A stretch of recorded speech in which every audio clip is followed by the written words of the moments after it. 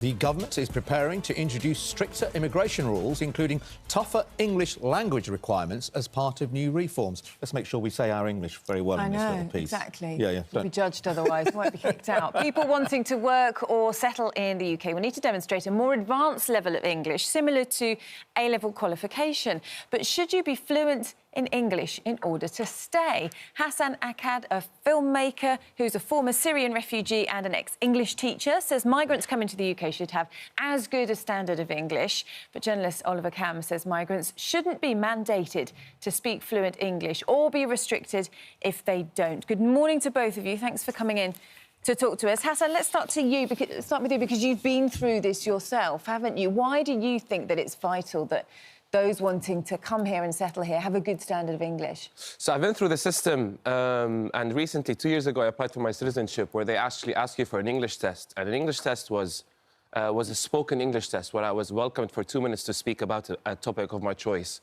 I think English is really important to learn as an immigrant because it gives you agency over your life. It helps you navigate the systems in this country, using self-checkout machines at supermarkets, filing your taxes, all sorts of things. You need the English, you need the language so you can become an active member of society, you can vote, you can do all sorts of things. In terms of getting advanced English, I don't know how advanced they're aiming for. That is a bit of a stretch. Well, the description has come. Well, look, we've still got to see the details of the white paper, so some of it is speculation. But the ability to discuss complex issues in English. I mean, when you did your test, what did you talk about? They literally invited me to speak about gardening. Gardening? Yeah. Right. Which wasn't very complex. For some, I guess. Wasn't entirely complex. I don't know how practical that is. If you're going to get someone to come and drive a lorry, do you want them to come and... Can I ask, when you first came to this country, what year was it? How long? Because that was 2016, so I came as an asylum seeker. There were no English tests, and thank God. Could you speak any English then? You could speak some, obviously. I could speak English better than you. Oh, even then, in 2016? Yeah. Right, I was an English teacher. Oh, right, you were... Yeah. Okay. I was fortunate enough... What it is, yeah, blimey. I was fortunate enough to be able to speak the language and, like, to know it enough. But it's different now.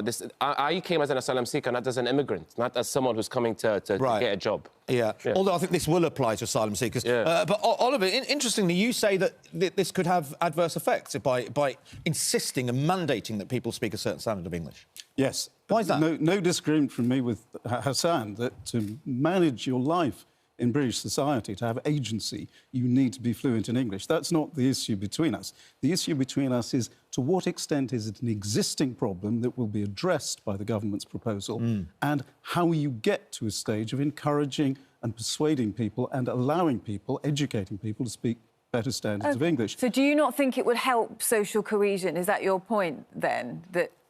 My point is that by introducing a quite arbitrary mandated status of English, but of a very high level, the equivalent of an A-level in a foreign language, you will be insinuating that there is an existing problem of large pockets of British society that, for some reason, stubbornly refuse to learn English. There's no evidence of that, no evidence from census. But I think that there is a problem. I mean, I was just reading on the paper that the NHS spends £120 million a year on interpreters.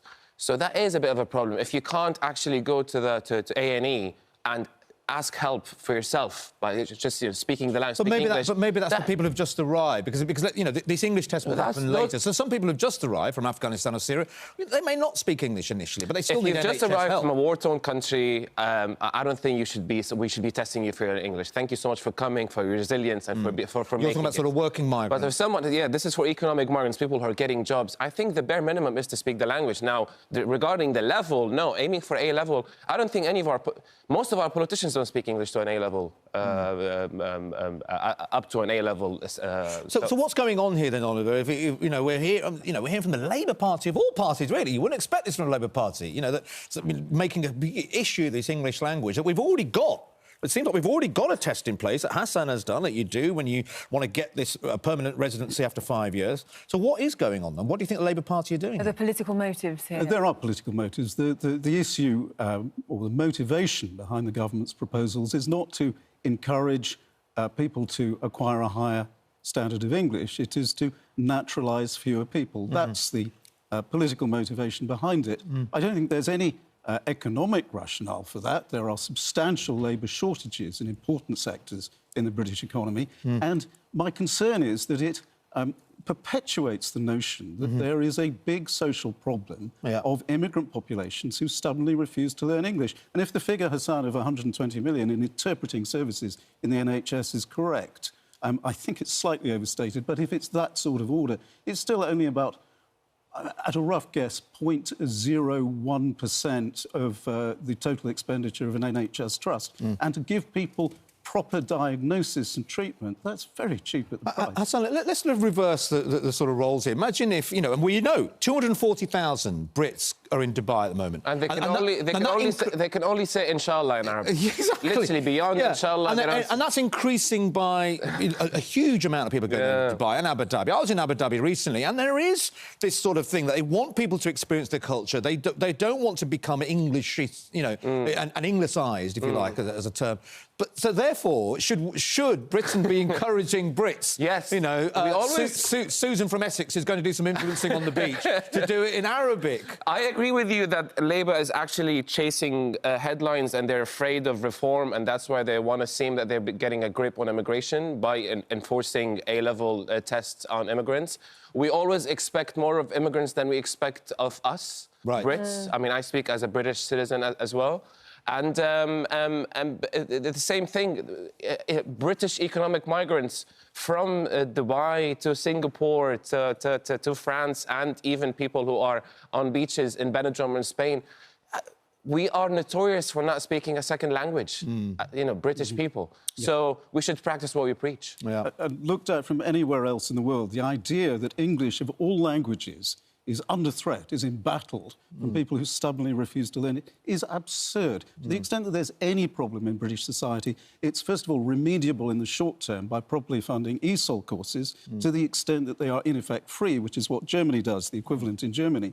And second, in the longer term, it's a self-correcting problem because everybody wants to learn English and younger generations acquire it much more easily than older people. It's a lot easier to learn English right now. I mean, 10, 15 years ago, it was classist. You don't have access to basically to information, to text, to books, to learn the language. But now everyone has a smartphone.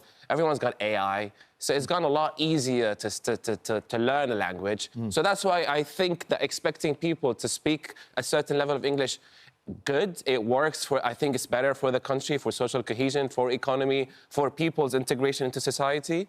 But A-level is a bit of a stretch. Okay. We are agreeing on that. OK, leave on a point of agreement. Hassan, Oliver, thanks both very much.